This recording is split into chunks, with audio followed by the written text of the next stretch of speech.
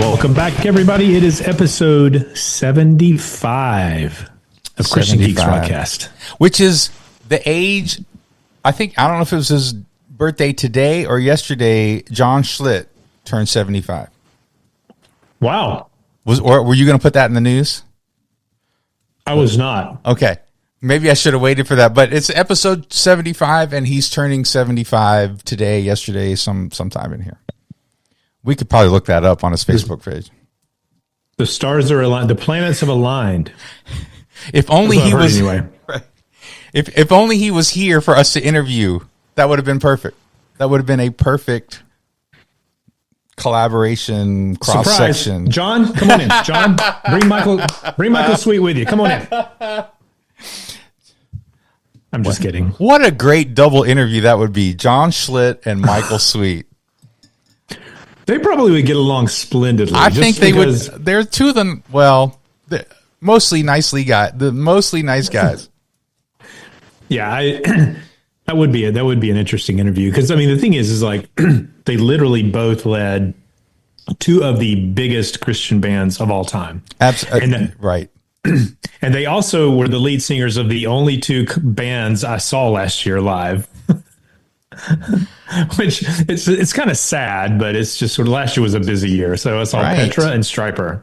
That alone, they should be on our podcast. That alone. Oh, they're the only two people I spent bands I spent hard-earned money on. Hard-earned money. I agree. I'm with you. Me too. I don't know if they're the only two. I think they're the only two. Anyway, for sure. Hey, 75. It's one of those numbers that it just has a little bit of extra oomph to it because yes, it is a 3/4 to 100. I know. It's it's like I don't know. It's just there's something special about like 25 was big, 50 is big, 75 is big. 100 will be big. Yeah. 75 is a new 72. That's what I hear. I'm not sure. Really? Yeah. Something like that. 77 will be the new 75 when we get there. That's right. We'll tip a cap to Mike Rowe and the gang on that episode. But we just did a 77s episode, so I feel terrible about that. However, is there another one we can do?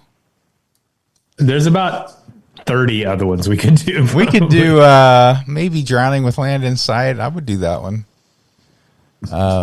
What's another good one we could do for 77? Oh gosh, we did two self-titled. I think we probably did the two best ones, in my opinion. I think we did I think we've done the two best ones, in my opinion. I agree, probably, but I mean, it's like I think Drowning is a really, really good one. I think solid one. The Island record is really good. I mean, here's the thing: just about every 77s record is, I would categorize as very good or better. So it's almost like you can't go wrong. There's some are better than others. I mean, like the first two albums I think are great. I don't think they're as strong as the Island record and the next few after that, but they're a little more new wave, just, if you're into that sort of thing. But when it's good, I'm into it. Yes. Oh yeah. Well, you should be. But we're not doing new wave today. It's actually very similar, however, very similar. Very similar. It's new wave is very similar to what we're doing today. Yes, it was a new wave of thrash metal. Okay, well, I have my Pastor Bob Beeman bought off of his website Christian metal fan, classic Christian metal fan mug ready with some, like an old person. I got some hot tea ready to go. Oh yeah, you got hot tea. I got Diet Dr. Pepper. We're good to go. Diet Dr. Pepper. Don't let RFK Jr. see that. Sorry. Not kidding. We don't need to go there. I'm just making a joke. I told Britt, this is like the old man in me. I came home from work, which I work 30 miles from here. So I was coming home from work. I was really tired. I got home. Dinner was cooking, but it wasn't done yet. I got on the couch and just fell asleep. I slept for probably 45 minutes. Nice. And so now I'm in the process of waking up. So that's why I needed caffeine. That Pepsi in your cup. All right. Here we are. Today we are going to do a great album, Deliverance's first album. Self-titled, baby. Self-titled. And I'm trying to remember, was this the first Intense record? No. That was part of my the part of my notes to talk about is there's an Intense Records history because it was started in Chicago, and I can't remember what. There are people out here that know the history of Intense Records way better than I do, but I think it was started by Caesar Kalinowski, who he's the one that did like Wonderland and Graceland and some of these. But anyway, he started in Chicago. All the land ones, all the land. Yeah, the albums. Land, Intense Land, Metal Land. But he wound up selling Intense to Frontline, I think, maybe before anything released. I don't think anything released maybe on Intense before they were actually sold to Frontline. But I think he had signed some artists but because at that point there wasn't really, I mean, was Pure Metal around then? Regency was putting stuff out. Pure Metal was around. Pure Metal. Because White Cross was on it. Yeah, that's right. And Saint and Messiah Prophet and some of those guys were out. The classics, man. Talk about the old school, man. That's old school. Oh yeah. But it's like, but they had, I think they had signed Deliverance and maybe Sacred Warrior, maybe Vengeance. Yeah. I don't remember if he had signed them all and then sold all their contracts to, anyway, I don't know how that went down timeline wise, but it was definitely one of the first, if not the first Intense record. Very cool. Yeah. So we've done Weapons of Our Warfare. And as we were talking before we started recording, for some reason, we're in this trend of doing an album before the peak album. So we did the Altar Boys, which if there wasn't an Against the Grain, it would have, everybody would look at the, gut level music as the peak. Adam again, we did Dig first, which is, I think, inarguably their best. Mm-hmm. But then if you look at Homeboys, it's such a great album. People would have thought, that was their best. So I think we're doing the same thing again. We're doing the same thing again where we've done, like, if there hadn't been a Weapons of Our Warfare, like, this album was everywhere. Like, all the metalheads were totally into this album. Like, we loved this thing. And then I'm not saying it was mind-boggling, but it was a little bit of a shock that Weapons of Our Warfare blew this out of the water. It was like, this was already super good. And then Weapons of Our Warfare came out. We were like, what is this? Well, you kind of expect the sophomore slump, right? Right. I mean, it's like, it's a thing and it exists for most bands, but it's like, not in this case, but not to poo-poo the first record, because the other thing that we talked about is how, it blew everybody's minds when it first came out, and you're listening to it. I remember just popping it in, and there may have been some Christian thrash out there. I mean, there was Christian heavy metal like that we had heard before. I mean, we can argue if Striper's metal like they do on the Christian metal page, but we shan't. But it was metal. It was metal, and there were other, like I said, Saint, Messiah Prophet. A lot of these other bands that were metal. Blood Good was heavier. Especially Detonation, that stuff. So, yeah. So there's like these other metal bands, but this was the first one that just kind of came out and felt like, okay, this is like Metallica. Yes. This is like a lot of the other, forgive me for my lack of knowledge about the general market thrash, but this was competitive stylistically and quality wise with that stuff. I mean, just it sounds so good. Absolutely. Well, it was produced by, and I didn't know this, but it was produced by Bill Matoyer. I don't know, I mean, who had produced Slayer and Flotsam and Jetsam. I mean, like he had done, so he was in, so the scene was taking off, and this was around the same time as And Justice for All's just sort of, took Metallica into the mainstream with One and that video. And I knew, like some of us knew about Metallica, we Ride the Lightning and Injustice. Masters of Puppets and stuff like that. Like that stuff was groundbreaking. So yeah, this was right in line with all of that. And so you could really say that the music of Deliverance was not a copy, but very much stylistically Metallica. It had a lot of the same elements, but Jimmy's voice made the difference. And I would say what kept them from having a sophomore slump was George Ochoa. That was what kept them from having a sophomore slump, because they brought that dude in and took that. And I really think his involvement on that second album just took it to another level. And we'll get into that when we get into some of the songs, but I don't disagree. Yeah. I was thinking about that earlier today when I was listening to the record and thinking about because Glenn Rogers was the guitarist on this album, and who knows what happened. But then when he came in, were they both on the second album, or was it just George? No. Yeah. So, but George is otherworldly. I mean, he's just so good. Yeah. And he plays in every Christian metal band now. And he's very humble about it. You can tell on Facebook. He's a very humble guy. He's very, very gentle. Well, you know what? Sometimes you just got to put it out there. No, I really, we talked about this a little bit when we did Weapons of Our Warfare, but yeah, this was before, so I think Recon was on Intense as well, right? Wasn't Recon on Intense? Mm-hmm. And so, yeah, the Recon album came out, which is a phenomenal album, but they never even toured because the band broke up before they even released the album.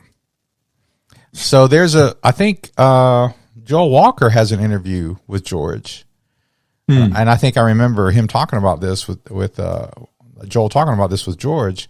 So check out that interview, because he goes into some of this and how basically the singer quit or something happened with the band, and George just finished the album anyway because they had the contract. And we loved that Recon album, by the way. We thought that was, we were like, where are these guys? And they never toured or did anything. The next thing we know, he's on Deliverance because Jimmy saw him play and was like, you need to come join my band. And so, anyways, but this is all, so this album is before that, but obviously you can tell George liked having a singer who could hit some high stuff, because that's kind of what Recon had. And it's not the same voice, but that's what made, like I said, that's what made Deliverance a little different. Anthrax kind of had that sort of high singer. I mean, he could sing high, and that guy's got a great voice. I don't remember his name, the guy that's the singer for Anthrax. But so you had some of that, but Jimmy's was a little more of the Jeff Tate sound to him, and not just like it, but he sort of had that. He was in that vein. So anyway, we loved it. This was right. This is what I wanted. Like I wanted heavy, and what's his name? Hetfield for Metallica was a good singer. But I love these kind of vocals, right? Queensryche and a lot of the progressive stuff that was happening. So anyway, yeah, we'll get into it. We'll get into it more, similar. But it was so I'm excited about doing this album. We'll get into it. But first, we have what? What do we have? We have news. Oh yeah, we got news. So much news. All right, do it. All right, in the news, ladies and gentlemen, there's actually a lot. I'm sometimes I come into this and I don't have much. Today I have a lot. So first off, Retroactive Records is putting out some re-releases of some Swirling Eddies albums and some Adam Again albums, and this to me is like I'm going to figure out how to afford this. Yeah, take out a loan or something. Yeah, sell a kidney. Your kids don't need to go to college. I think that's the solution. No big deal. College is for losers. Records are forever. So for Swirling Eddies, they're releasing Let's Spin, Outdoor Elvis, Zoom Daddy, and then sort of an adjacent Swirling Eddies, Miracle Faith Telethon, which was Terry Taylor's. There's some Swirling. If you don't know that album, I don't know how to explain it to you because it's weird, but I loved it back in the day, and it still holds up some of it. The Adam Again records that are coming back out. Well, all of these are on vinyl and CD. In a New World of Time, which was their debut, and then 10 Songs by Adam Again, which is just a classic. I mean, it was before Homeboys. Right. It was their second record, but it was kind of the first, like, I don't know, there's some great stuff on there. It's hard to say because if you don't love Adam Again, it may, because they use a drum machine, or whatever, but it's just so much good stuff on it. Yeah. So much good stuff. And both of those albums are really good. So I'm kind of excited about all of that. So that's a re-release that's coming out. Gyro La Villa, I think it's La Villa or La Villa or La Villa. The guy, one half of Mortal, one half of Fold Zandura, one half of Morzan. Anyway, he is putting out some music now, which is very exciting. It's kind of interesting. I'm trying to get a conversation with him actually, because just to kind of get a read on his brain apparently is all over the place. He's just putting stuff out because he did a Christmas song, and now he's put out a song KP25 under the name Le Monde Bear, which okay. I'm curious about that. But KP25 is basically an updated version of Mortal's song King Planet. Okay. If you're familiar with that song. Anyway, it's all really good. That one is it's like a pay what you want. I think if you could, we've linked it on the Facebook page. You can go and scroll and find it. But there's like a free instrumental version, and then there's like $1 for the other song. So it's good stuff. I nabbed that a little while back, and it sounds really good. So next, the Aunt Betty's Kickstarter is still going. There's a couple of weeks left. Aunt Betty's, of course, being Michael Knott's mainstream band that he had together with Chuck Cummings and Brian Deutsch and Andrew Carter. And so their debut album that was on Elektra Records is now being released on, I think Lost in Ohio is contracted to do it. But yeah, that looks really good. And if you haven't heard that album, it's pretty amazing. It's really good. Tourniquet and Vengeance have a rebirthed. I don't know what the deal is, but there's just lots of, like, Tourniquet and Vengeance are back. What do you know about that? Well, the news was that Luke Easter is going to be doing the vocals for Vengeance. And as you and I were talking about it on text or something, we were talking about it somewhere, messaging about it. I think, look, Roger Martinez's vocals they are classic, right? I mean, the Cookie Monster stuff, I wasn't a huge fan, but it was what it was, and we loved it, right? Mm-hmm. But I think that people are actually going to get a great idea of how good those songs were with Luke Easter doing the vocals. Mm-hmm. I think he's going to be able to, he'll put his spin on it. And that's one of the things I like about Luke Easter is he actually did an interview with Joel as well. And I'll listen to that. He just kind of talked about how he does stuff his way. He's like, look, I'll just sing it my way. He's not trying to be anybody else. So, but I like the way he interprets things. And I think that people will get a really good, a better idea of how good those songs really were, because those guys, the musicians, and they were no slouches, man. You know, when they went into Die Happy, those songs were great too. And you heard a real singer, scream those songs and do such an amazing job. So anyway, I'm excited about it. So is Tourniquet now, is it just Stop the Bleeding, but they're calling themselves Tourniquet now? Yeah, that's what it is. I guess they had to negotiate with Ted's estate to get the naming rights or whatever. Yeah, I don't know. I don't know how that worked. But Ted was Tourniquet for a long time. Yeah, so. Ted alone was basically Tourniquet with a lot of guest people on the albums. So yeah, I don't know. I don't know what they had to do, but they got the right to call themselves Tourniquet now. So, which makes a lot of sense. I mean, it's the same band. So yeah, right.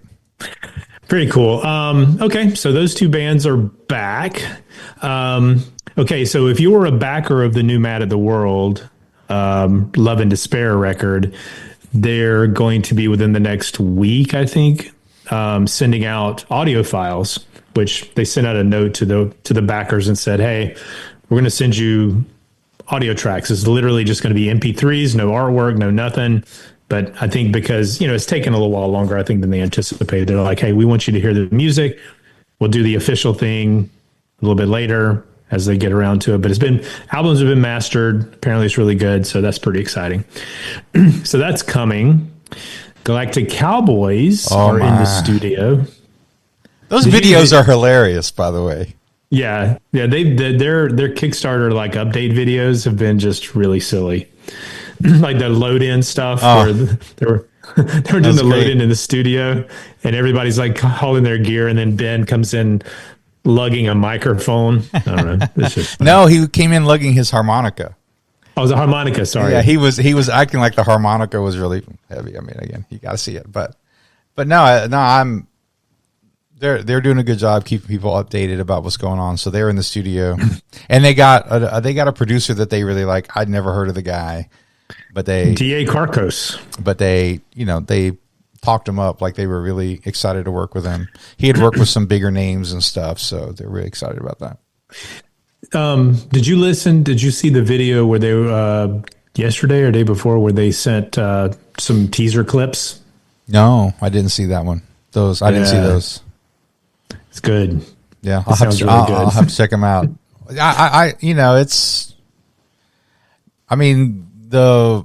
That last album, as we've talked about, was so phenomenal to me. It was so good, and I can't imagine that they're gonna phone anything in, right? I mean, I think these guys are ready to rock. I'm interested to see how the changing of the drummer impacts the sound. I'm sure it will a little bit, but is it going to be noticeable? To the point of is he adding stuff into the songs that Alan would not have added? Yes. So it should be interesting. I think it will definitely. It's not going to completely transform the sound, but it will be a little different. I mean, it's kind of like when Stop the Bleeding put stuff out, and it's not Ted. It's similar, but you can tell it's not Ted. I can. Yeah, I mean, the thing for me is Monty and Dane and Ben's voice. They're kind of what makes Galactic. Yeah. So then it's but the drums, of course, is an integral part of it, but it's probably the least impactful of the four to their sound. So Alan Alan's did a lot of singing too. I mean, he contributed a lot to that, but I think his style is, he wasn't really a classic metal drummer, which is what made Galactic Cowboys interesting. In my opinion, he made some interesting decisions because I don't think he was it was still metal, but it wasn't your classic sort of metal guy. But anyway, no, I think I'm really looking forward to it. It's going to be great. So that's exciting. I put a rant on Facebook about the Newsboys, and that's probably our most interacted with post for really the last probably 3 or 4 years. Because I just like the Newsboys. The Newsboys went away, I don't know, 15 years ago. Yeah, they did. In my opinion, like it's just like they're part of the CCM machine now, and the fact that they are just like, let's slot in the guy from DC Talk. Okay, he wants to leave. Let's slot in this other guy who used to sing. He was like the guy they slotted into Audio Adrenaline, and now we're going to slot him in here and it's stuff. And it's like, I mean, where's Luke Easter? Luke Easter should be the lead singer. That was my joke. That was my joke when. That was my joke when Britt's joke. When I was like, I think Luke Easter is going to be the new. I mean, before they announced the new singer. Which was like the next day. They announced it like the next day. It was like, okay, Michael Tate is out. And Michael Tate is a phenomenal singer, and he did a great job. But I totally agree with you. It was more the fish, that sort of machine. You know, like it was just sort of there. And yeah. Here's my opinion on this. And since it's just the two of us here talking, it's just, nobody else is listening. Yeah, nobody's listening. No, I think that it's hard for the Newsboys to stop because there's so much momentum and there's so much money. And that's not, I'm not saying that's a bad thing because we all need to make a living, right? And it's like if they show up somewhere and they know 2,500 people are going to show up and pay $50 a piece to get in there, why would they not do it? Well, okay, the Newsboys are kind of like Foreigner at this point, right? Mm-hmm. There are no original members of Foreigner, right? Like what's his name? That the Mick Jones, is that his name? The guitar player for Foreigner, he stopped touring with them a year or two ago, but Foreigner, the official Foreigner, is still out there. And they got a great singer. This guy used to be in a band called Hurricane, and I love that guy when he sang. And anyway, I'm sure they sound great. Jeff Pilson from Dokken is the bass player for that version of Foreigner. Like, they got a cool band, but it's not Foreigner. It's a cover band. It's a cover band at this point, and that's what Newsboys is. Newsboys has been a cover band ever since, what's his name? Peter or whatever, right? Left. Peter Furler. The drummer left. When he left, at that point, it's a cover band to me. It's just, and that's what they've been doing. It's like one of their biggest hit songs was a worship song they didn't even write. You know, they just did a cover song of it. It's just like, okay. But you're right. Like, at what point, like, why would you stop that? Like, if you know, just like with Foreigner, you know, if we show up and we just do these songs well, booyah. We can make a good living. Make a good living. Yeah. I mean, it's like, trust me, if I knew I could go down to XYZ church and 1,000 people would show up and pay $50 a piece to see me sing Newsboys songs, guess where I'd be tonight? I wouldn't be recording this podcast. Well, and some of it, okay, let's be fair. Some of it is a testament to how good the material was for so long. Mm-hmm. And you work for a ministry where the guy's no longer around, right? I mean, you don't have like a lookalike trying to get up and do. No, we don't. Although do that, I might pay to see that. No, but like when the content and the material is that good, then it can last and it can, you can, like, the momentum can still go on. So anyway, yeah. I'm with you. This is it's a personal opinion, and there's probably people there. Obviously, there are people out there that love the Newsboys. I think most people on my post like agreed with me, Sure. but there were a few that didn't, and that's fine. That's fine. That's fine. The world's have like, the right- So in related Foreigner news, what was the guy's singer? The original Foreigner singer, Hot Blooded and everything. It's late and my brain is blanking, but he put out a Christian album. Did you know this? Oh yeah, I didn't know this, and somebody mentioned it somewhere. Lou Graham, and it's not bad, dude. It's good. It's not bad. I was pleasantly surprised. What is it? 2 or 3 years old now? Maybe 4. It's more. Yeah, it's a little more than that. Yeah. But anyway, I thought it was a great little album. Good for him, and his voice sounded good. Yeah, I think as he's getting older, because of the medical problems he's had, his aging is not doing him any favors. But yeah, that album was actually pretty good. It's interesting. I was thinking the other day about, like, if you would have told the high school me, it's like, okay, that guy singing for Foreigners is going to put out a Christian rock album. You know, the guy who sings Hot Blooded? That guy's going to sing about Jesus. Yeah, and then, like the guy who sings with Leonard Skinner, he's going to put out a Christian rock album. The guy from 38 Special, like, I would have been like, do it now. I would have played these albums now. If you had told me that Alice Cooper was going to be a Christian one day, I'd have been like, well, that's that's the Lord. That's Jesus. That's a miracle right there. Anyway, so. Okay. I got a few more news things. All right, let's do it. We got to go. Power through. Yep. So, okay, we've gotten some really great correspondence in the last few weeks, and I just want to shout out a few people. Paul Turner sent an email. He's a podcast. He has a youth ministry podcast, and he sent an email. It was really nice, just kind of that's cool. Giving us like, hey, I love this stuff. Thanks for doing it. I know that, when you're podcasting, it's good to have people giving you feedback. I sent this long reply to him, hit send, bounce back. His email inbox is full. So, Paul, if you're listening, I tried to respond. It just bounced. Anyway, also Chris Burgandy shot us an email, who he was the producer of Shaded Pain. He went back and he listened to that episode. And he also was in The Lifters and Wild Blue Yonder, and he was in early version of Lifesavers. So he's part of that whole crew. Yeah. But yeah, he listened to the episode, shot us an email, and then he wound up sending me sending me some photos. I need to shoot some photos over to you. He didn't give me permission to publish them, but he sent some really cool photos from back in the day. That's so awesome. Chris, shout out to Chris for listening. Could you send him to the Us Kids guy? Would he allow that? He's probably already sent them to him. Okay. I think they've already connected with him. Okay. So cool.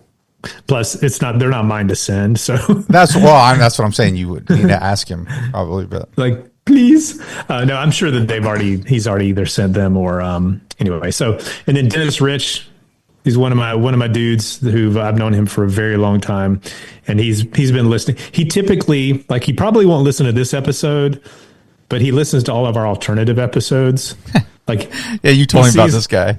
Yeah. Yeah, he sees who's being featured, and he's like, that's a Steve album and that's a Brit album. No offense, Brit. He doesn't really care for your albums. That's okay. No, but Dennis is great, and he suggested that we do Breakfast with Amy, which we'll have to maybe throw that in the mix. Breakfast with Amy is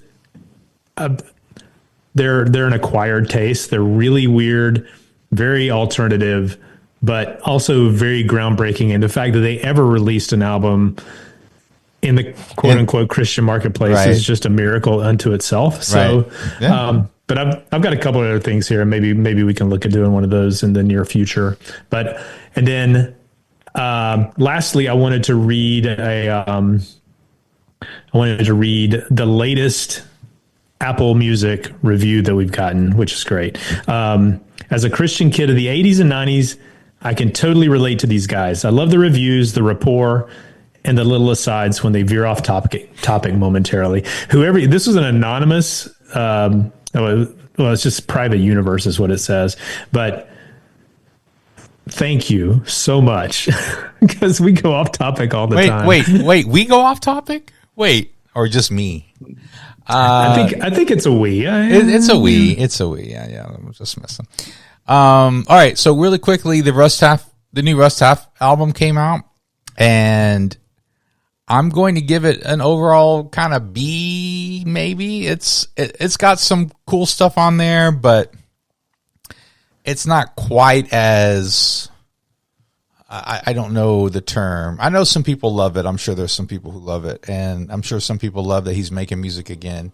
And I do. I enjoyed it, and I listened to it a couple times. But there's a couple that I was like, it's just kind of there. But I did like it. I did enjoy it. People are people. I mean, there's a couple of really cool covers on there that I thought like that. Maybe they should have done a little bit more of those, I think. But anyway, it's out, and I'm sure, and I know some people love it. Jim, messaged us that he loved it. So, I know people love it, but just to let everybody know it's out. I need to take a listen to it because, number one, I haven't.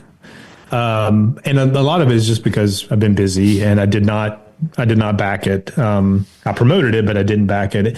And, there's nothing to do with it. I love Russ Taff, and I love the concept behind the album, and I love his story. And I watched the movie, and I watched the interview and everything. There was something about this that felt a little derivative to me, and I think that it was a little like they kept comparing it to the Johnny Cash record, and it felt almost like they were copycatting the Johnny Cash record. And I know that may be a little bit unfair because I think he's the right guy to do it at the right time. And he had the right people involved too. I mean, he had Steve Taylor and all those guys. It just honestly didn't appeal to me that much. And I know that's terrible, but I think I want to go stream it and listen to it and, figure out my strong opinion on it. But I don't really have one right now. I think maybe my expectations were a little high because Taylor was involved. Mm-hmm. Like I was like, oh, they're going to do something really cool. And there's Taylor, and it's Russ Taff's voice. And there were moments his voice was really, he's an older guy. So it's got kind of a cool rasp to it at times. So, I mean, like I said, I enjoyed it. It's just, I think I think I expect a little bit more creatively from it. I don't know if that makes sense, but anyway. He should have done his version of Hurt. I hurt myself today. Shout out to that Johnny Cash album, by the way. That really is a pretty genius level album. But that was brilliant and groundbreaking at the time. It was absolutely it was. But that's my news. That was about a lot of news. Yeah, that was a lot of news. All right, I got one more thing. Hit me. We need some sponsors. I don't know. I know we talked about this before, but some lawn care, products or something, Miracle Grow hair for older men, some sort of, Viagra, something. We need something. We need some sponsors. I was literally thinking about this the other day. Like I was listening to a podcast, and during the podcast, the guys just started rattling off all the things that people had sent them. So it was like, and so, we got this, this bag of herbal detergent, and thanks for that. And, but we are more than happy or more than willing to pitch your product. Absolutely. Yeah. Especially snacks. So snacks and anything we can resell. No, I'm kidding.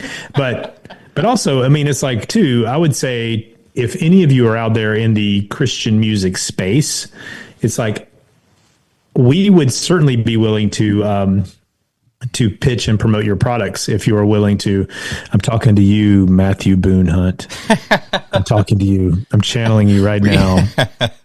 Well, we've done it for Liaison or whoever. We've done it a couple of times. Yeah. Yeah. So, I mean, it's like we would be happy to help you get the word out on stuff like that. And again, if you've got Viagra hair growing service or whatever it was Britt said, we'd be happy to do that too. Viagra, Rogaine sort of combo, like your hair stands straight up, right? Sorry. If your hair stands up for more than 4 hours, consult your physician. It's bad. Thank you. All right, let's do it. With all that said, let's be Christians. Let's be real Christians now. All right, so Deliverance, debut album, 1989, Intense Records, which was distributed by Frontline, which really kind of set in motion, I think, a lot of amazing releases by that label. Absolutely. Because I think, and not getting into the nitty gritty of relationships and contracts and royalties and all, because I know that stuff was kind of messed up for a lot of those bands back in the day, for a lot of those Christian labels, which is unfortunate. Yeah. But we'll just say that like Intense Records put out some just incredible stuff for, I don't know how many years, maybe 8-10 years. It's just like back to back to back, just tons of good stuff. Yeah. And this is one of the first. Yeah. I don't even know if it was as long as 8, but they, yeah, maybe not. But they definitely, like, I was a little surprised when I looked this up. I was like, man, 1989. I was a little surprised it was that late. But I'm surprised about a lot of that stuff, but then kind of with Christian music, not really, because everything comes a little later. It was a little later, yeah.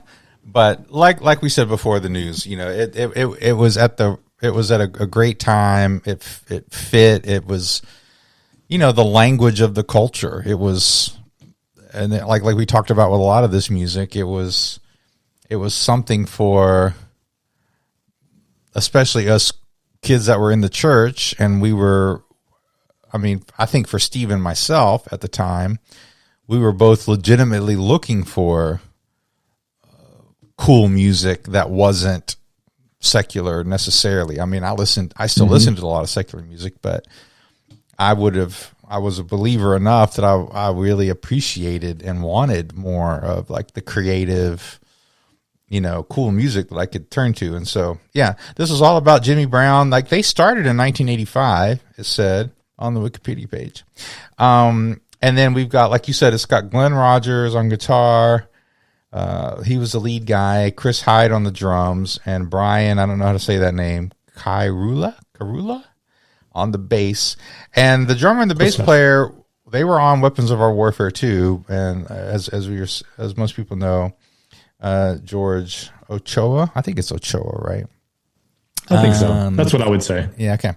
He popped in on the second one. So this is, like I said, this was Metallica with amazing voices, amazing vocals. Didn't utilize it as much as they did on the second album. To me, I think it was a little more melodic on the second album, but it was the genre, man. If you listen to Metallica and Anthrax and Slayer and Testament was another cool one back in the day, then you were in. This was it, and they got the right producer for it. The production was a little muddy at times to me. At least the Apple version that I was listening to today, I was like, some of this is a little muddy. It's hard to hear the vocals sometimes. It's hard to hear the guitar solo sometimes.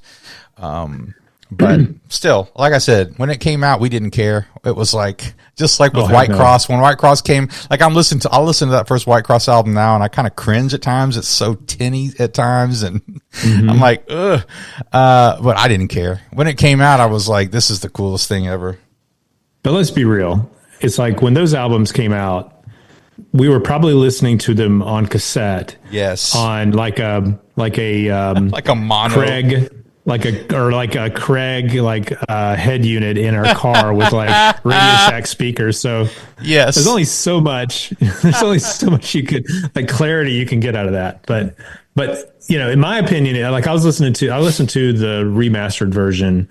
I guess it was on Apple or Spotify or something, and I thought it sounded really good, really chunky, really, just But to me, my biggest complaint was the vocals. It felt like the vocals were like compressed down. And like there was one song where I was like, it sounds like they're trying to do this, like it's an effect. But the rest of the time, it just sounds a little bit like it's just, the vocals weren't up in the mix enough. Yeah. They weren't like, they were, yeah. So I agree. Yeah. And of course, just like we do with a lot of these albums, Steve, you probably did it too, but I mean, I had to listen to two other, I listened to a couple other Deliverance albums while I'm at it, and I was like, oh my gosh, the production on Weapons was so much cleaner. You know, it still had, I mean, it was still heavy and chunky, but it was distinct. And that's really one of the main differences. I think the songwriting improved with Ochoa, and maybe it was just in general, you know, Jimmy just grew a little bit as a songwriter too. But another big difference is the solos. This guy is a good guitar player, and he can wail on the guitar. But George wrote solos. Like you could tell, George would write a solo, and they were melodic, and then they would have dynamics to them, and just so good. So I think that's kind of another step, I mean, that they made on the second album. But yeah, it's good. Yeah, I mean, it's again kind of going back to the way we like I was telling Britt earlier. It's like I think the way I like to look at this. Yeah, this album maybe didn't reach the level of Weapons of Our Warfare, but I like to go back when we're doing these podcasts, and it's like, what was my headspace when I first heard this album? And it was one of those things where you pop it in and you listen to it, you're like, oh my gosh, this is a Christian record. Because we didn't have stuff like that back then. No. We didn't have nice things. No, again, I say this almost every episode. We were just looking for something that was good quality. It glorified God. It sounded like what my friends were listening to. Yeah, and that's absolutely. And that's kind of what we got on this. It's like, you know, you could, like I was today, imagine, I work at a ministry. I'm sitting in my office and I've got Deliverance cranked up. And it's like every time somebody came, because I have a glass wall for my office. And it's like, every time it's like, turn the volume down, turn it back up. Cause it's like, there's a lot of people where would probably just assume I'm listening to like devil metal. Right. You know, well, and you know, we don't have to go all into it. You could watch the Blood Good documentary to see some of this, but there were still people back in those days, maybe not by 89, but still a little bit by 89, but definitely in the mid 80s, that even Christian metal was looked at like it can't even be Christian. And those guitars are too loud. The guitar. So I think I told you this story. I might have told it on this is a little bit of an aside, but I was invited to be on a podcast. This is a few years ago, and the guy wanted to talk about death metal or doom metal, and I think he wanted me to agree with him on the podcast and talk about why that style of music couldn't be Christian. Like you couldn't have a Christian version of this. And I said, dude, we took care of this in the 80s. We settled this argument a long time ago. It's not the style of the music. It's what are they saying, you know? Mm-hmm. And he seemed disappointed. He put the podcast out, so, you know, you never know. But anyway, he released it, but I was just kind of telling him, good job. I was like, I you know, I know I'm an old guy, but we kind of settled this back in the day. Like I don't care about this. We fought that fight. Some of us did for sure. So, all right, my artwork. I mean, it's very basic, but again, like even like going back to our last episode with the GLM, it's like that was better artwork to me than this, but this has become iconic over the years. You know, the blood splatter, Deliverance, the broken chain, but really the cover is all you get. That's as far as artwork goes, that's all there is. That's it. Because this was back in the day, if you kind of get nerdy about it, this is back in the day when all the Frontline records had very generic, basic tray card, like black and white, song listing. That's it. That's all you got. That's all you got. And I remember like around the time of like Liaison, there was not the first Liaison, but like, was it Hard Hitter or one of those where they started like, you get the CD and it's like, oh my gosh, this is full color.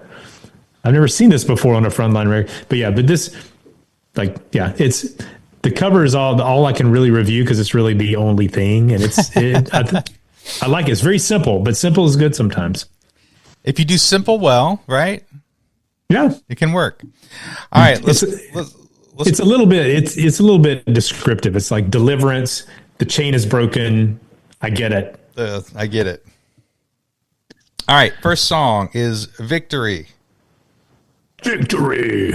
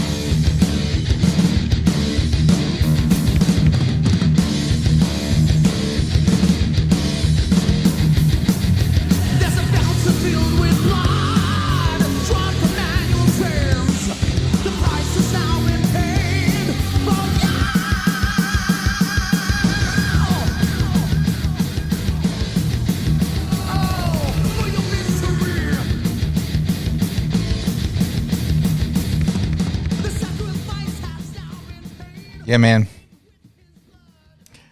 I loved it. I thought this was the coolest thing I ever heard. Yeah, I mean, it's all about the blood of Jesus. There's a decent songwriting. There's a little, what you're going to get with this style of music was a lot of the dynamics. It's going to speed up. It's going to slow down. You're going to have long intros. I mean, it's all the stuff. It wasn't a formula. It was just the style of the genre at that time. Yeah. And it was a decent first song. It was a good first song.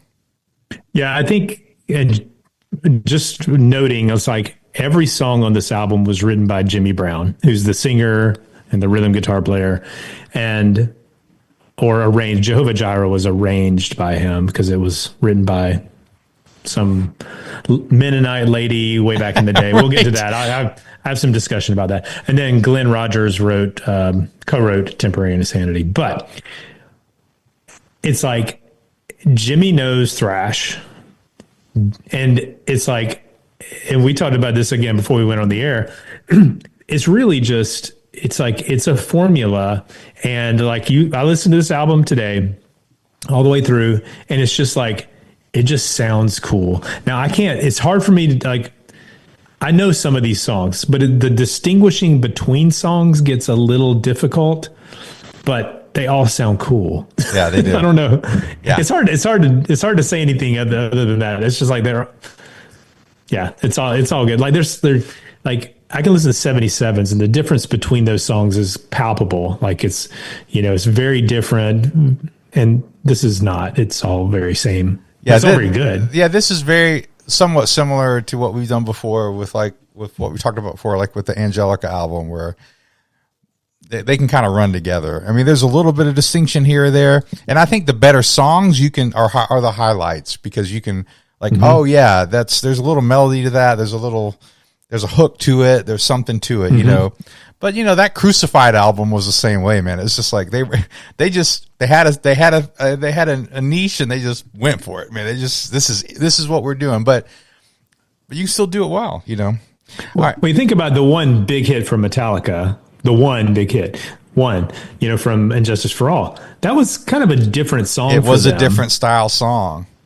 Because it's like if you just picked another song out of Master of Puppets and threw that on the radio, it wouldn't succeed really, because it's just like it was just an album of thrash. Well, you might have been able to do the song off of Ride the Lightning, Fade to Black or whatever. You might have been able to do that one because it was a similar, like it was slow down and get heavy, almost like a power ballad. But anyway, all right, No Time. To me, this is cool intro riff.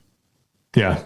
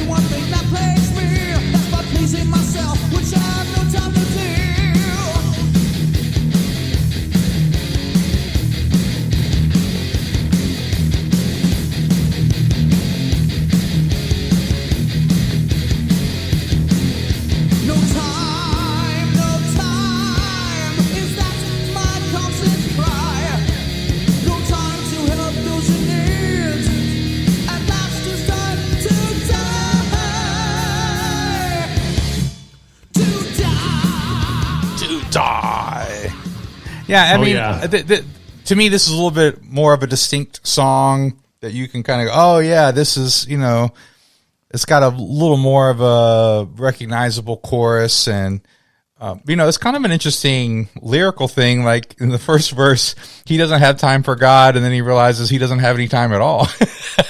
He's died. So it's kind of an interesting one. Some of the better lyrics to me, like some of the lyrics on this album are sort of like just there. But it was interesting. So, yeah. Yeah, this was, I get a little bit confused about like what it was a big single or what was a big release. But I know No Time was one that they at least pushed a little bit. I don't know if they pushed it to radio. I can go back and look to see, and that's what I'll do probably over the next couple of days is figure out what I have in my collection as far as singles and stuff. I'm pretty sure No Time was one they pushed, and they at least pushed it out to some samplers and things. But yeah, I mean, this was kind of a big song for them. And then I want to say that If You Will, which comes in a couple of more songs, I think that was another big one from this album. Oh, interesting. Yeah, more good thrash. It's all good stuff. This is good, man. All right. This is, I don't know if they got the name of the band from this song or they just decided to write this song. This is their Big Country or Mad of the World or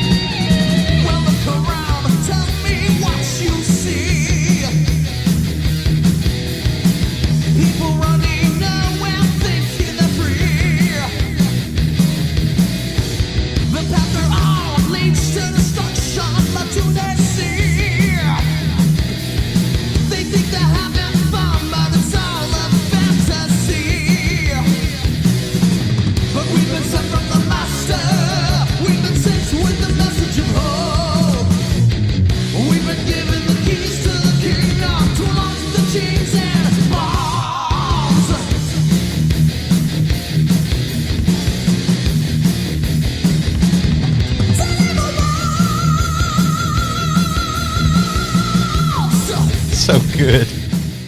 That's a cool song, man. Great screams, decent chorus.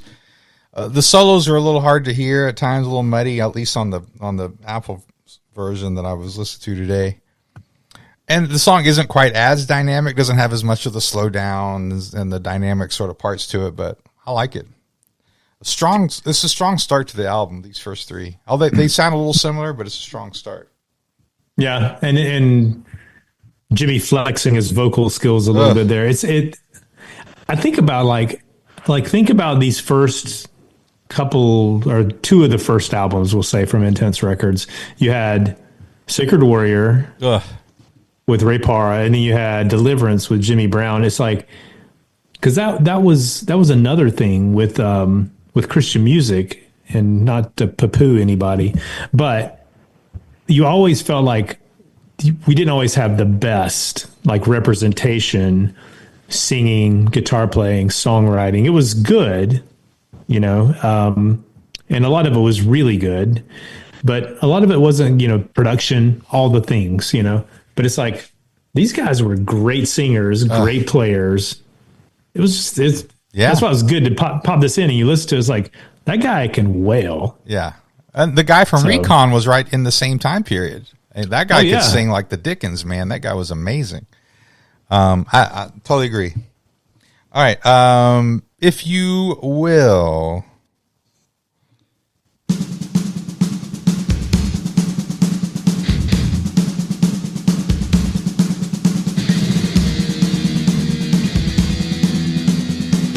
Thrash was all about the intros. You had to write a cool intro. Yeah. And then it'll click and the beat drops. Yeah.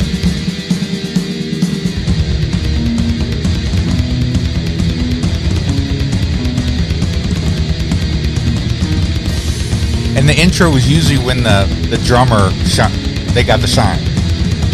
Mm-hmm. Oh yeah.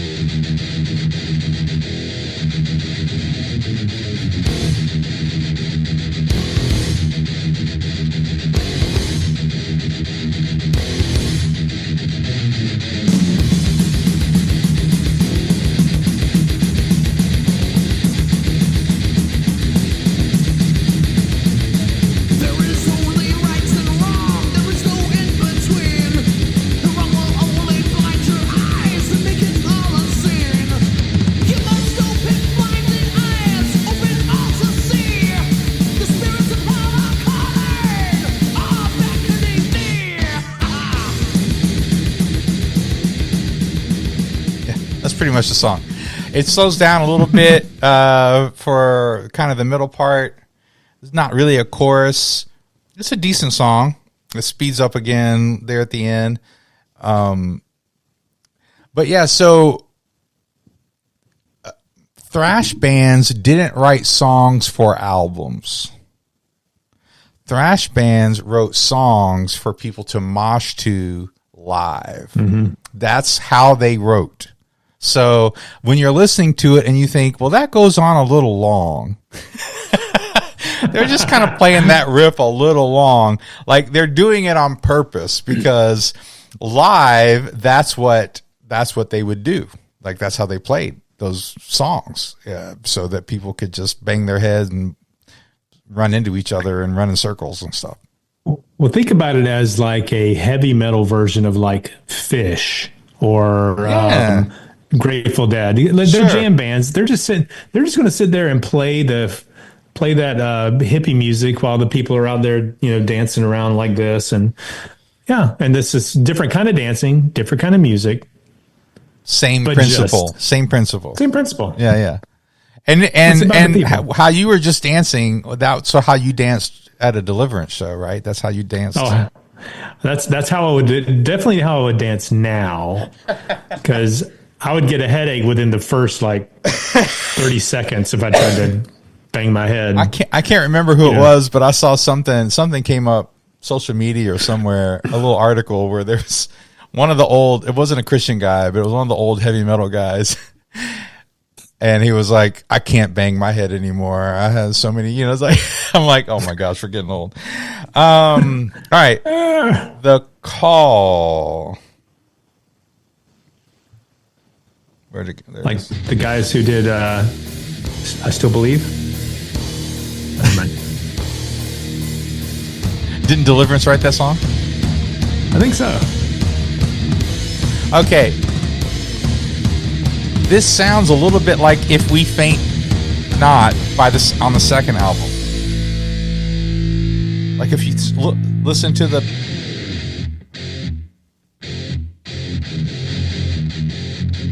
It's got a very similar feel. Sounds so good though. Oh, it's...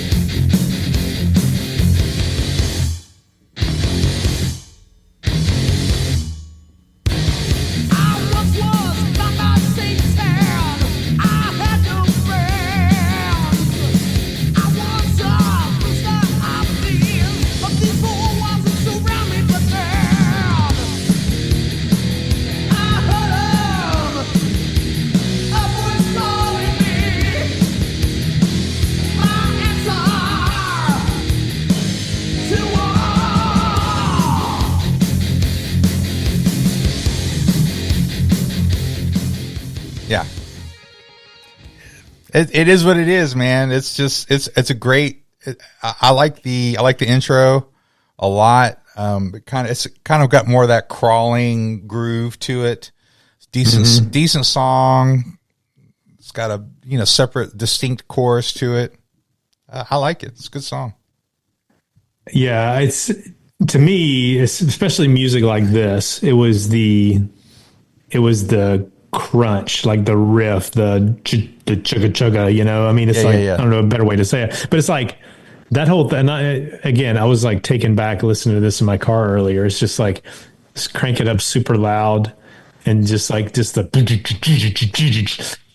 and it was actually pretty clean too. It's like, the, at least the remastered version I was listening to, it's like, it sounds really, really tight, really clean, very, I don't know. It's really good. The vocals again are a little bit muddy sometimes, but okay. Can I just say really quickly that I was listening to this album yesterday morning and I was stuck a little bit in traffic and I was going to be late. I got very angry. I was like, why am I so angry? I was like, oh, I'm listening to this music. I'm like, what? Everybody out of my way, and I'm like, what is my deal, man? Just chill out. Calm down, bro. Yeah. See, that's where and maybe it's like this kind of music actually, like, I think if I were listening to slower music and I'm stuck in traffic, I don't relax as much. Like this kind of music, it fits the mood. And I'm in traffic every day going to work, so it's like it is what it is. So I can listen to whatever. But it's like this kind of music feels like it fits the mood. Oh, fits absolutely. The scene. Yeah, absolutely. Yeah. I mean, I switched to Enya and it didn't help, so I just switched back. No, all right. This is probably one of my favorite songs on here, No Love. I kind of like this one.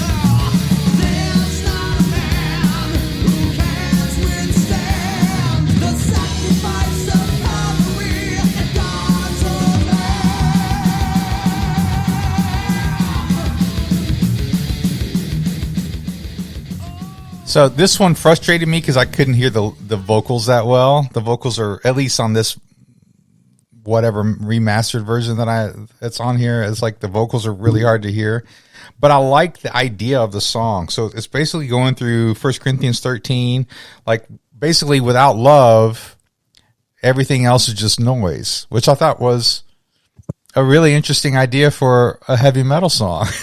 Like it's just noise if there's no love in it. Like if you're not going to put love in the action or whatever, or the motivation, then it's just noise, man. So, which is what my dad would say when he heard me play this music. That's just noise. Anyway, that's pretty much what I was about to say. It's like most. It's like, no, it's not noise. It's good music. Come on, Dad. They said the same thing about the Beatles, okay? Well, and that's like I think like it kind of everything goes full circle. Like my parents would have said that's just noise. Now my kids would say that's just noise.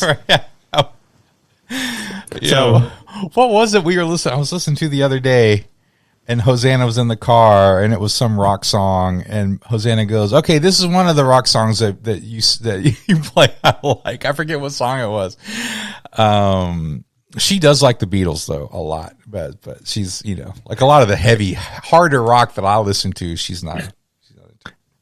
The Beatles, I mean, for groundbreaking as they were, they're kind of intro level rock. It's like they're just sort of friendly harmonies, jangly pop. Sometimes I guess they sort of ebbed and flowed in their career, but give them Deliverance. If they can handle Deliverance, then we know they really like rock. I'm with you. So just one more thing about No Love. It's got some cool dynamics in the middle. I like the way they kind of play around with stuff, and yeah, because that's really what a lot of thrash was about. Was a lot of dynamics. You're speeding up, you're slowing down.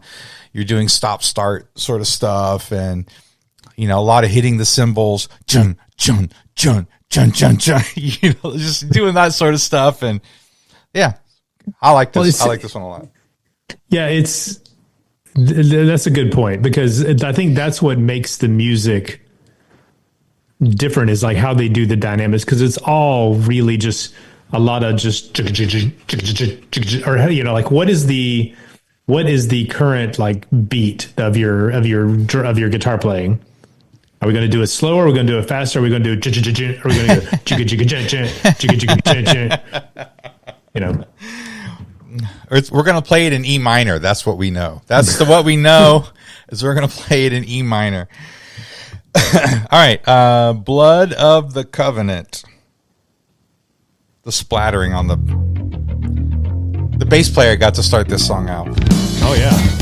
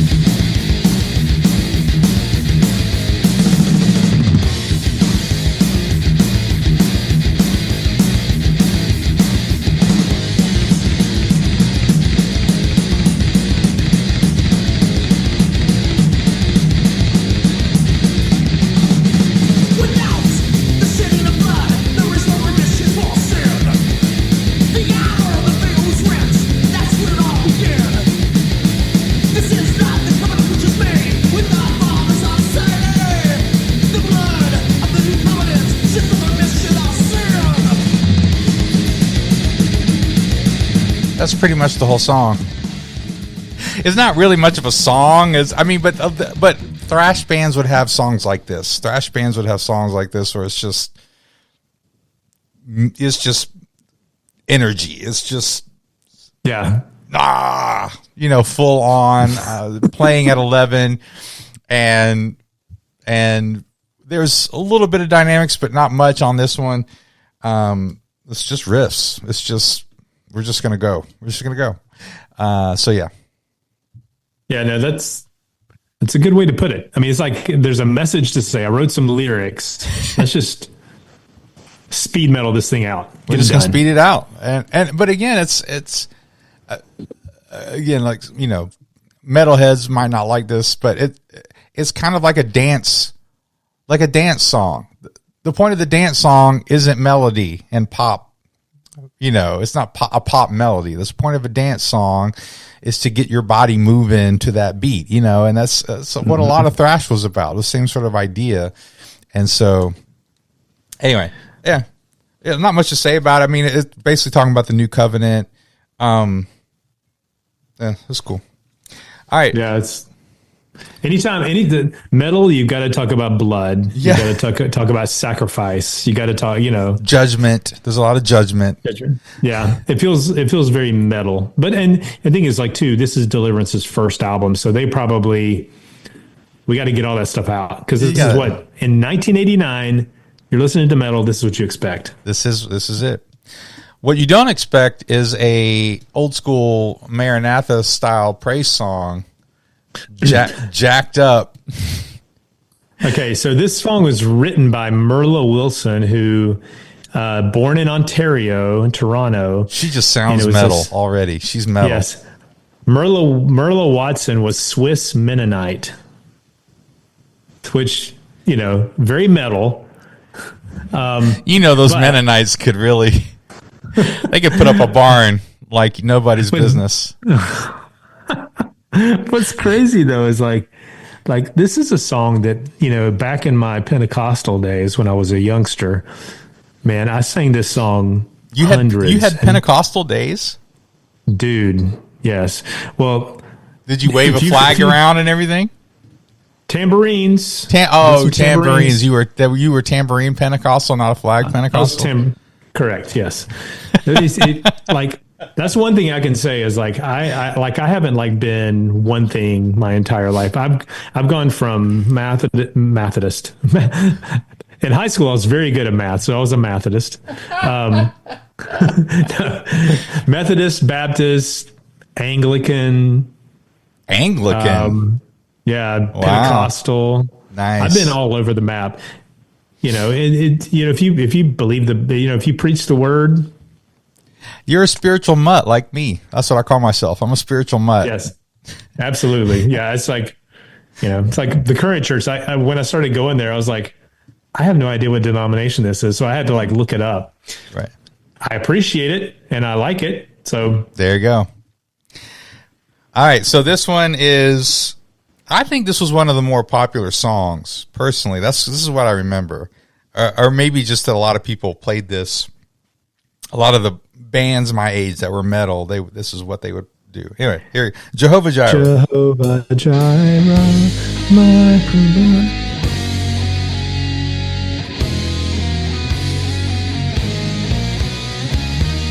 And Abraham took the wood for the burnt offering and placed it on his son Isaac, and he himself carried the fire and the knife.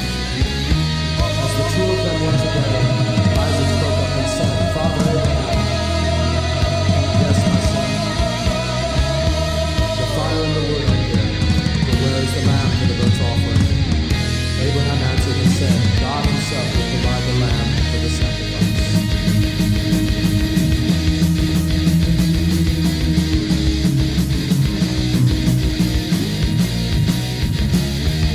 Jehovah Jireh, my provider, His grace is sufficient for me. Jehovah Jireh, my provider, His grace is sufficient for me. The Lord will provide all your needs according to His riches and glory. The Lord will provide Himself the lamb for sacrifice. Jehovah Jireh takes care of me.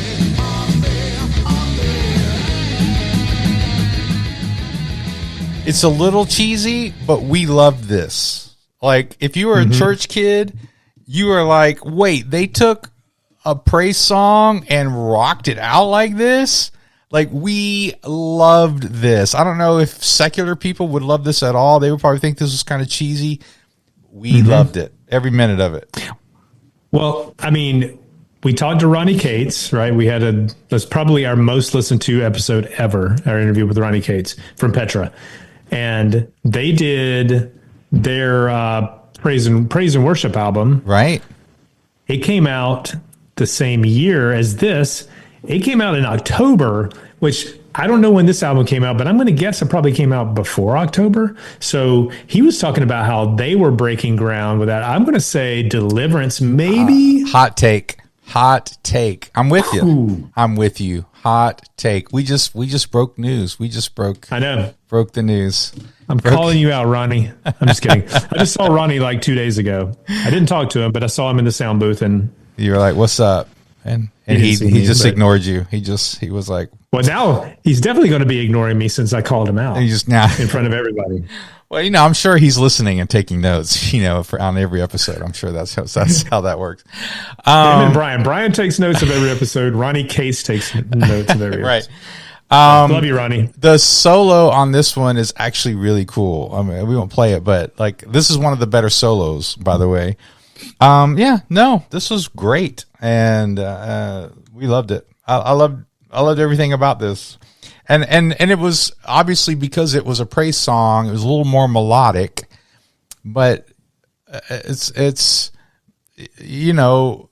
kind of like as we've gone over some other people that did some interesting cover songs, kind of like when the Altar Boys did Unconditional Love. Like whoever heard Unconditional Love, that was a reggae song, and said, you know what, we should do a punk version of this, was genius. And so whoever heard Jehovah Jireh, probably in some sort of, slow keyboardish sort of thing, and said, you know what, we should rock this song out.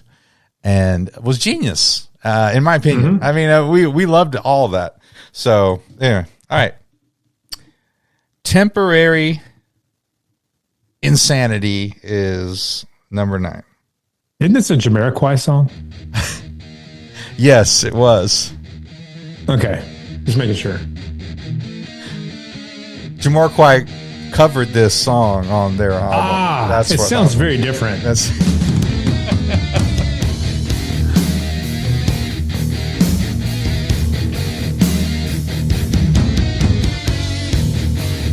So this is going to be a slow song, right? It's not going to speed up at all, is it? Absolutely, very slow.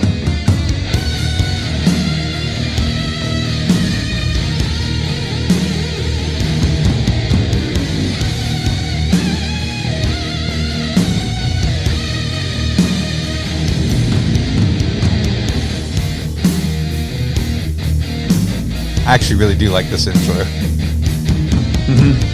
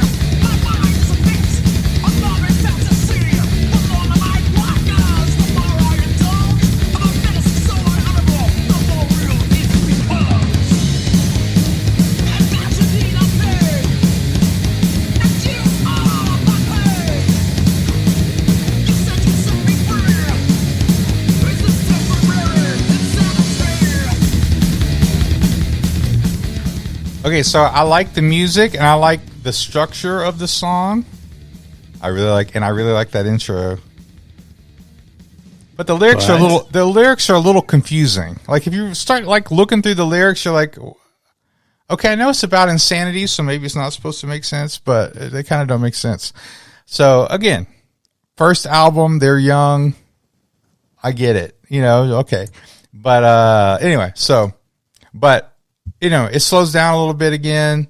They're towards the middle with the dynamics, but at least the music and the structure of it I like this song. Yeah, no, it's good. This is the one that was co-written by the guitarist Glenn Rogers. So this is the only song that he contributed to. But yeah, I thought it was good. I mean, it's and I haven't kept count, but there is a certain. You mentioned earlier, like how thrash is a lot about intros, and I feel like a lot of these songs there's intros. There's like, how does it intro drums? Is it a slower intro, and then the beat drops, and it's like, and then it kind of gets into the speed metal version of the song. It's like it's a thing. They do it well, though. Yeah, absolutely, they do it well. And for sure, that's kind of what makes this music. Because I think if there weren't those dynamics where it's like faster and slower and that sort of thing, this album would get tired really fast. So I think you've got to have those things in there to make it at least somewhat fresh. All right, so the next is a cover of a Bloodgood song, right? Awake? Oh no, that's different. That's a different song. That's a different song. All right, so this is Awake, and this is the last song on the album, right? Of the original, but I think there were some other re-releases that didn't have a couple songs or added a couple songs and yada yada yada. So I think that the later ones added a couple that were on like a California metal compilation. Right. Which I think, yeah. So yeah, they were on a California Deliverance was on. That's what they were on first. They had a song or two on that. One of those California metal. All right, so this has kind of an interesting intro. It's got some weird noises happening. Indigestion. Yeah. Lots of indigestion. I mean, so here is where we would do a commercial for Pepto-Bismol, or here's where we would do some sort of commercial for some sort of digestive issue product for the older people. This is, and it goes on a little too long for me. Yeah, well, it's kind of like in the Abyss, know, with Stryper. It's like, right. You gotta have the sound effects, put you into this situation, make you feel like you're a part of it. Yeah. Little zombie movie-ish. Mm-hmm. I can see that. Belching. Yeah, it just kind of keeps going.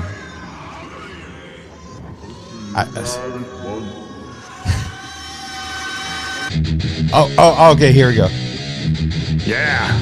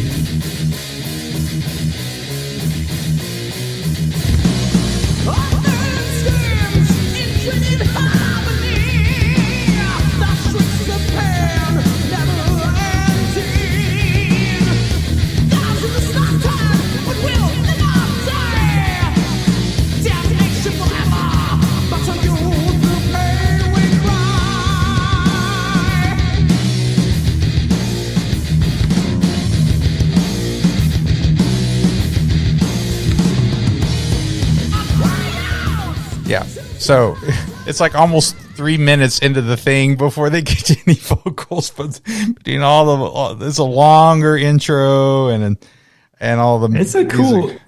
Once you get past the gurgling and zombie effects, it's like it's cool. I like the music. It's not, I like the music a lot. It's not a strong song, but it's definitely got some great riffs in there, and it's a good end. It's a good end to the album. I probably wouldn't have let the gurgling noises go so long myself, but it's your first album. You give a little grace, I guess.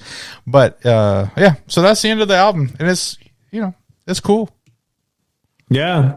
I mean, again, going back to like what we said earlier, it was so good for 1989 Christian youth group kids. I mean, it's just like, now granted, I may have been out of high school by the time this album came out because I graduated in 89. So, but regardless, I still wanted good music to play in my car. Yeah. And so it was, I mean, it's just having this as something to pop into my cassette player and just like, sit in the small town South Georgia traffic, which didn't exist, but just cranking it out with my bazooka speaker in the back of my car. There you go. Good stuff, man. Yeah. No, it's we'll just, as we kind of close it down here, it's a great album. And if you like thrash, you like this album. I mean, it was just totally right in that wheelhouse. Really well done, and I love it. Love it. Yep. So, Deliverance is number 75, episode 75. Yep. We were actually considering, which this probably gives you a hint as to something that may be coming up in the reasonably near future. We were thinking about Sacred Warriors debut, which I also love. Again, another one of those where it was really good, but maybe the next one was a little bit better. But I still love it. But we almost did that, but then we realized it's been like 3+ years, I think, since we did the Weapons of Our Warfare. So, not Weapons of Our Warfare. Yeah, Weapons of Our Warfare. Okay, I started talking about Sacred Warrior. My brain started like getting tied in a knot. So Warfare, I apologize. Warriors, all the things. Yeah. So anyway, metal. Just straight up metal. We're doing some metal. But yeah. So we've got we got 75. We've got a lot more episodes. We're not going to hit probably 100 this year. If we do, that would be a miracle. It would be a miracle. I agree. Just because we're not on that pace. No, nor do I want to be on that pace. But yeah, so thanks. We've had great feedback. Honestly, this year has started off so great with just emails and people DMing us and just kind of contacting us. It's been a great start to the year. Our numbers are really good as far as downloads, but to me, that's not the metric that I pay the most attention to. I'd love to see lots of downloads, but ultimately it's like we want to be connecting with people. We want people to be enjoying what we're doing. Yep. And connecting with us as people, just because we're here to, like I was messaging with somebody the other day and I can't remember who it was. This is terrible because I mentioned some other folks. But they reached out, sent me a message and said like, hey, I really like what you guys are doing. And kind of we were going back and basically I was saying like, this is kind of why we started this, is because Britt and I would chat a lot about this stuff. And we're like, there are probably other people out there that grew up the way we did, who love the same things we did, but maybe don't have anybody to talk to about it, or want to just be able to listen to a couple of guys of like mind talking about things that they experienced. And so that's why we did it. And so I think that and that's why we do it. And I think that people have connected with that, which is awesome. Yep. All right, so give us some reviews. We'll read them. Even if you make it a anonymous, anonymous, and if you listen to any of that Swiss Mennonite metal, give us a shout out for Swiss Mennonite metal. That's a new catchphrase, I think. Anyway, so give us some reviews. 5 stars, 4 stars. That's great. and send us some feedback. All that. Send us some product. Send us something to review. Some product. We would love to have a review segment where we talk about something besides Diet Dr. Pepper. Yeah. But yeah, so it's been fun. Thank you so much. We love this album. We love what we do. We're happy to be here. We're happy you're here. And we hope you have a lovely week and enjoy the Super Bowl, which is in a day or two. Listen to this while you're watching the Super Bowl. Yeah. There you go. Turn the volume down. You don't need to listen to that. Like instead of the halftime show, just listen to Deliverance. This will be better than that. I'm just going to put that out there. No, just putting it out there. All right, guys. God bless everybody. All right. Peace out. Peace out.